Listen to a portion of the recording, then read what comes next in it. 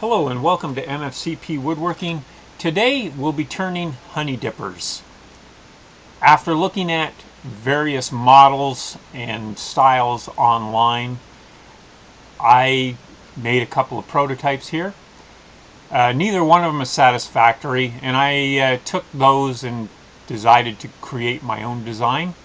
I wanted a longer handle, I wanted a different shaped dipper head, and as you can see, I am come up with what I want, and we'll be making that today, and you'll be able to see it all right here.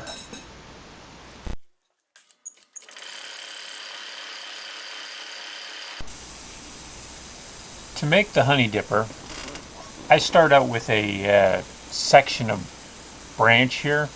This is just a straight piece, about 1.5 inches in diameter, about 8 inches long. The finished project is going to be approximately 6¼ inches long. So the blank is about 1 inch extra on each end. That's important because you need a little bit of room to work around the ends. I don't want to take this out and stick it in a chuck to cut the ends up right, because I can get this just fine if I have enough room to work. Before I cut it off, the last little bit is sanded anyway. Bringing it down to diameter here, I'm looking to bring it close to the size that I want to make the largest part of the dipper head. You can see I'm just giving a quick comparison there with the one that's completed. And now I'm going to use it as a marking to mark all the transitions. Now in the future I'm going to be using a cardboard template. I just haven't made that yet. I made the original piece there earlier. In fact, I videotaped it, but the video camera decided to have a problem. The little toggle that allows us to download the information directly to my computer broke, and we're unable to upload it to the computer. So I wasn't able to use that. That's what part of the reason I had to make another dipper. The template will be made probably tomorrow or the day after, before I make the next one anyway. I'm hoping to put these for sale on Etsy. I do have an Etsy shop. It's not open right now. When it opens, there will be a link in the description underneath this video. You'll be able to access it if you're interested in purchasing any of these. If you're interested in making them, just take a close look at what we're doing here, because it's not really that difficult to make. The camera view is a little bit wider than I like. I'd like to be in closer so you can see better, but I'm not familiar with that with our backup camera very well, and I hadn't quite figured out the zoom feature. And with the way the sunlight is coming in through the greenhouse, it was kind of blinding me, so I couldn't see. I was doing good just to get my work pretty much centered in the picture here. As I'm beginning to refine this all, I get all the basic shapes taken care of with the gouges and with the parting tool. I use a very small parting tool that I have mini lathe set for the grooves in the dipper head. That's one of the few things I actually use it for. They are a handy set though. They're nice and small. I got them on Amazon. I don't have a Amazon affiliation right now, so you don't do me any good by purchasing this through me, because there's nothing to go through. You see I'm refining the handle down. One thing, I make it kind of a flared end on it. I found that to be important when I was testing the first prototypes that I made. I made them with that kind of a shape on the end of it. It's handy when your dipper is a little bit shorter than the container that you're dipping the honey out of. If it gets away on you, you just need to get 2 fingers down there to hook that shape and pull it up. You really get a good grip on it.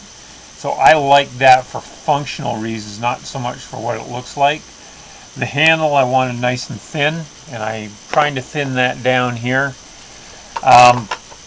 You got to be careful, especially with the spalted material. Birch, gray birch is already soft. Spalting makes it even softer. That's caused by a fungus that grows in it. But it's very delicate. So I'm leaving this one a little thicker than the alder one I built earlier. Because I tried to make one thinner and it broke on the machine, and that one's going to be for the blooper reels in the future. It's coming along quite nicely here. You can see it's refining well. Have to be a little careful. I had some serious chipping out on the head, the dipper head. Which was a little bit frustrating. I noticed it later on when I turned the machine off to have a look, see how the sanding was going, because I noticed the sanding was giving a little, it was vibrating my sanding hand too much. There's got to be some kind of a hole in it. I was disappointed to see that it chipped out as much as it had, but it's still it's still come out. It's a flaw, but the coloration on this ends up so nice that it's worth keeping it anyway. I think it's still a saleable product. It'll still work just fine. It'll dip honey. Won't hold quite the same volume as the other ones, but you know, there's variations in them anyway. I'm doing that. If you've watched the video this far and you like what you see, by all means give me a like and subscribe. I try to get a video out like this at least every week. There's other stuff coming in the future. I've currently got like 3 other projects on the go. The video camera going down was very frustrating today because it cost me a lot of taping time. Yeah, see, you can see I'm checking here, finding the chips, trying to sand it out a little bit. Refining those edges a little more, breaking the corners so that they don't chip off more. Get a nice shape to it.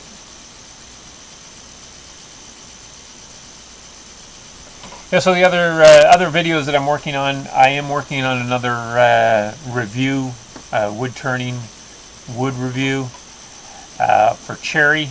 I cut most of my stock. I'll be making 3 projects like I did with the alder.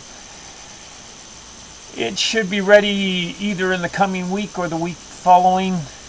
I'd like to get them out faster, but I'm finding I'm having a little bit of a challenge on that. Not just finding the projects, but getting everything set up to do it. We're coming to an end on this one. It's almost done. That's a heavy grit. I'm going to the 240 now. And I'm going to finish it with 240. I want it to absorb the olive oil that we finish it with.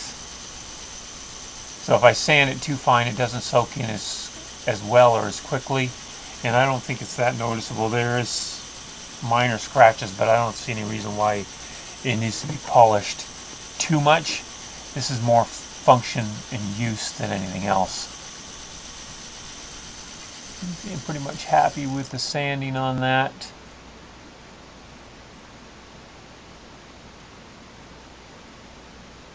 Sliding in my tool rest again. And I'm going to get the parting tool and we're going to cut this one off.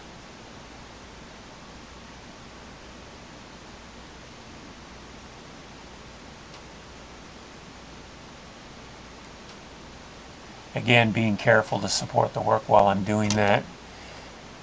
I don't want it to split off rough. I want to be able to sand it nice and smooth on the ends.